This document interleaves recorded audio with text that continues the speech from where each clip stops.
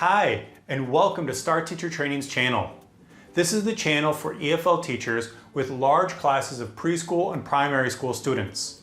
My name is Will, and I specialize in training teachers for this sometimes daunting environment.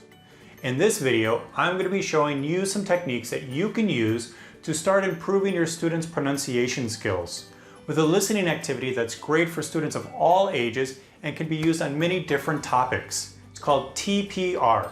And in this video, I'm going to be using TPR with the vocabulary set of body parts and the grammar chunks, this is my and these are mine. So keep watching.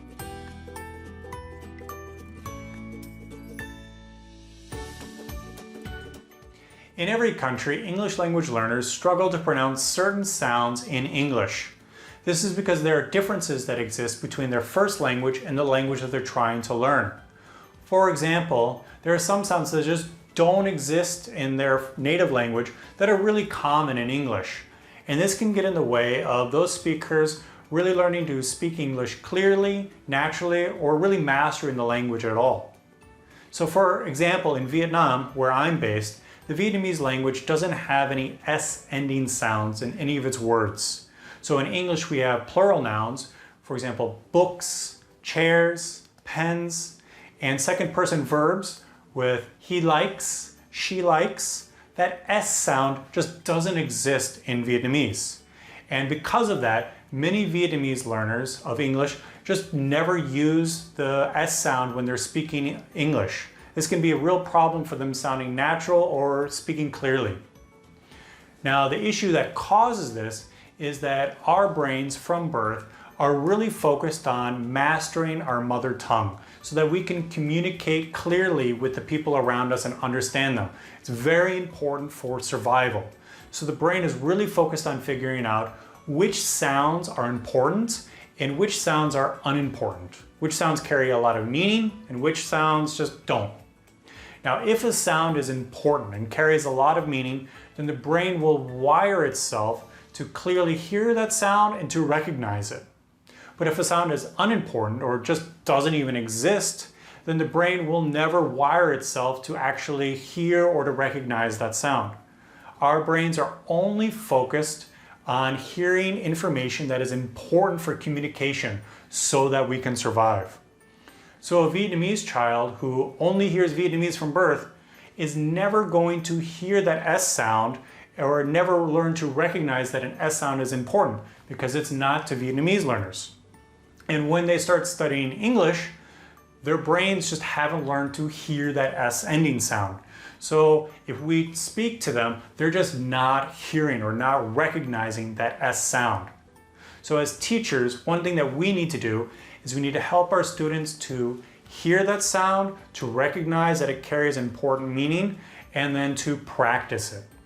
Now, if you put a Vietnamese English language learner into an English environment where all day long they're hearing natural English being spoken, eventually that child will start hearing the S, start hearing and being able to recognize it and start pronouncing that sound correctly. But if you have students who are only in an English language learning environment for an hour or 2 hours or 4 hours a week, that's not enough time for them just to naturally start picking up that sound and using it. So we as teachers need to draw our students' attention to the sound and then to provide them with practice opportunities so they can hear it and then they can start pronouncing it clearly. Now, in a similar situation, native English speakers who are trying to study other languages will often find it difficult to hear and to pronounce certain sounds in those languages. For example, Vietnamese. Vietnamese is a tonal language, and tones are really important for distinguishing words from each other. You could spell two words exactly the same, but if the tones are different, then the meaning is completely different. They're completely different words.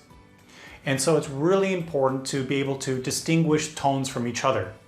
But when I first arrived in Vietnam and I started listening to Vietnamese and tried to study Vietnamese, I couldn't tell the difference. It was all just random noise to me. It just sounded the same.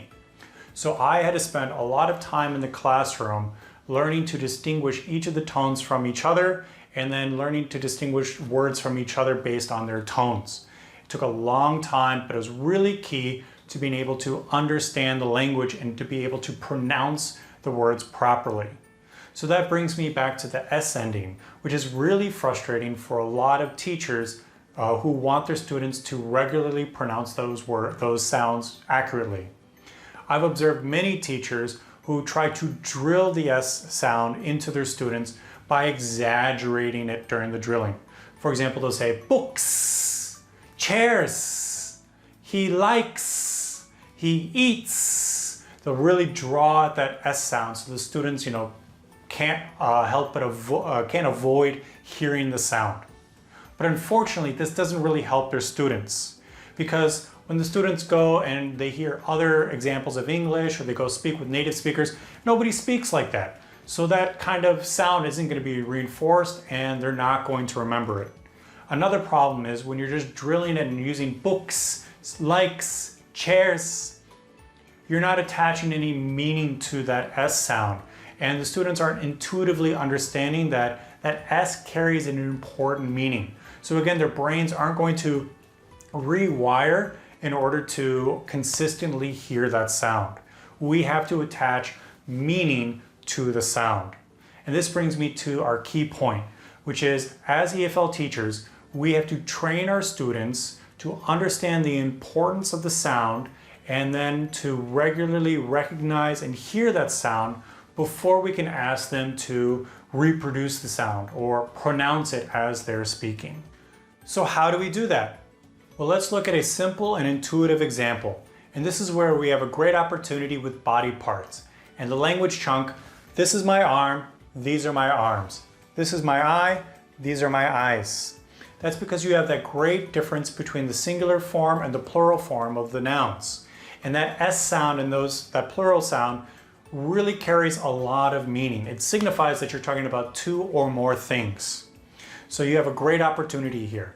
However, you need to be careful because you need to boil down the sound to just that vocabulary item, an S or no S.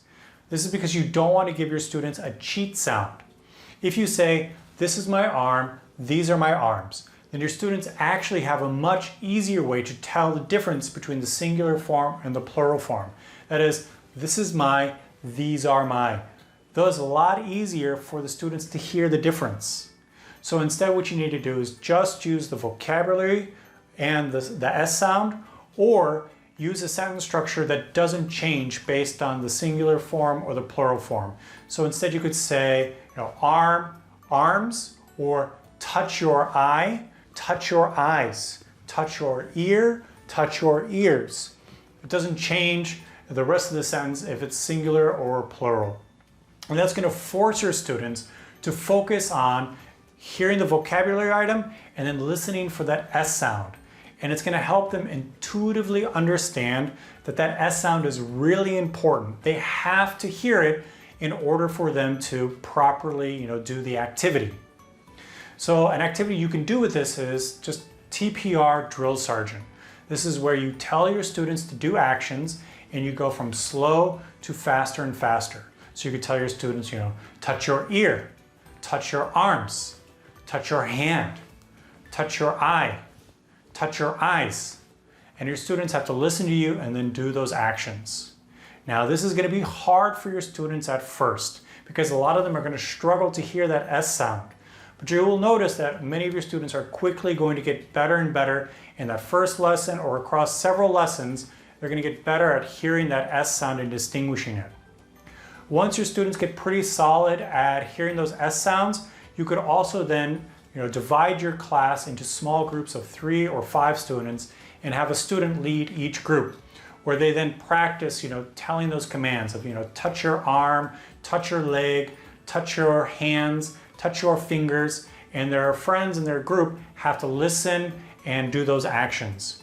And what that's going to do is it's going to help the speaker really hear and see the consequences of their pronunciation.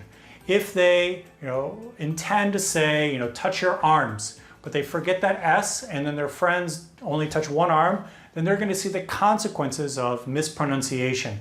And it's going to drive them to speak more accurately and more clearly. Another thing you could do, once you have your vocabulary and your S form down, then you could also do another activity like stand up and sit down, where you're using that full, this is my and these are my. So you could have students stand up for true statements and sit down for false statements. So you could say like, this is my arm, and everyone stands up. These are my eyes, everyone stands up. These are my fingers, and everyone sits down. So you could just, again, do stand up, sit down with true, false statements and have your students listen for that full sentence if you wanted to get the full sentence practice. So that'd be another great activity that you could do with body parts. This is my and these are mine. Thanks for watching this video. If you found it to be useful and interesting, then don't forget to click like and subscribe so you can get more video content in the future.